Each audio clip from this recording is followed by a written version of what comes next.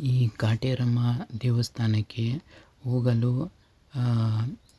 Auto ಮತ್ತು ತಮ್ಮ ಸ್ವಂತ ವಾಹನದ ನಿಲುಗಡೆಯ ವ್ಯವಸ್ಥೆಗೆ ಪಾರ್ಕಿಂಗ್ ವ್ಯವಸ್ಥೆಯೂ ಎಂದು ಕೂಡ ಹೇಳಬಹುದು.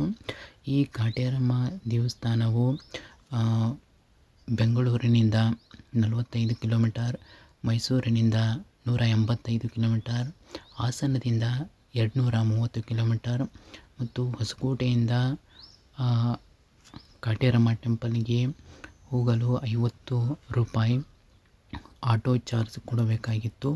ಸೊ ಇವಾಗ ಗೋರ್ಮೆಂಟ್ ಬಸ್ಸಿನ ವ್ಯವಸ್ಥೆಯು ಕೂಡ ಮಾಡಿದ್ದಾರೆ ಎಂದು ಹೇಳಬಹುದು ಮತ್ತು BMTC ಬಸ್ಸಿನ ವ್ಯವಸ್ಥೆಯನ್ನು ಭಕ್ತಾದಿಗಳು ಸದುಪಯೋಗ ಮಾಡಿಕೊಳ್ಳಬೇಕು ಎಂದು ಕೇಳುತ್ತೇನೆ. ಅದರ ಜೊತೆಗೆ ಬೆಂಗಳೂರಿನಿಂದ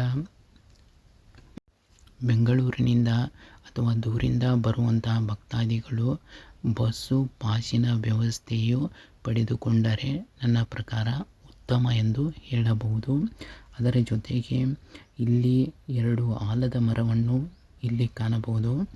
ಇಲ್ಲಿ ಈ ದೇವಸ್ಥಾನವು 350 ವರ್ಷಗಳ ಹಿಂದೆ ಇದ್ದಂತಹ ಈ ಆಲದ ಮರವನ್ನು ಇಲ್ಲಿ 57 ಅಡಿಯಿಂದ 60 ಅಡಿ ಎತ್ತರದ ಕಾಟೇರಮ್ಮ ದೇವಸ್ಥಾನದ ಮೂರ್ತಿಯನ್ನು ಇಲ್ಲಿ ಕಾಣಬಹುದು.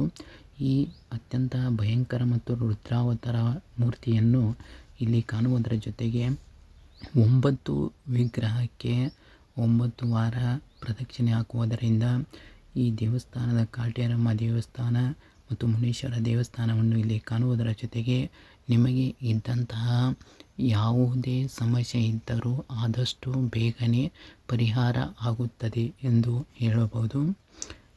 ಯಾರಾದರೂ ಅಥವಾ ಯಾರಿಗಾದರೂ ದೃಷ್ಟಿ ಪರಿಹಾರಕ್ಕೆ ದೃಷ್ಟಿಯನ್ನು ತೆಗೆಯುತ್ತಾರೆ ಎಂದು ಹೇಳಬಹುದು. ಇಲ್ಲಿ ಮಕ್ಕಳಾಗದವರಿಗೆ ಮಕ್ಕಳ ಭಾಗ್ಯ, ಮದುವೆ ಆಗದವರಿಗೆ ಮದುವೆಯ ಭಾಗ್ಯ ಮತ್ತು ಇಲ್ಲಿ ಚೀಟಿಯನ್ನು ಬರೆದು ಕಟ್ಟುತ್ತಾರೆ.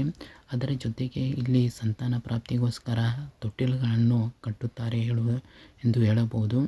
ಈ ಕ್ಷೇತ್ರದ ದೇವತೆಯಾದಂತಹ ಈ ಕಾಟೇರಮ್ಮ ತಾಯಿಗೆ ತೆಂಗಿನಕಾಯಿ, ಊದುಬತ್ತಿ, ಕರ್ಪೂರ, ಬೆಲ್ಲದ ಆರತಿಯನ್ನು ಮಾಡುತ್ತಾರೆ. ಈ ದೇವಸ್ಥಾನದಲ್ಲಿ ಎಲ್ಲ ಜನರು ತಮ್ಮ ಸಮಸ್ಯೆಗಳನ್ನು ಹೇಳಿಕೊಂಡು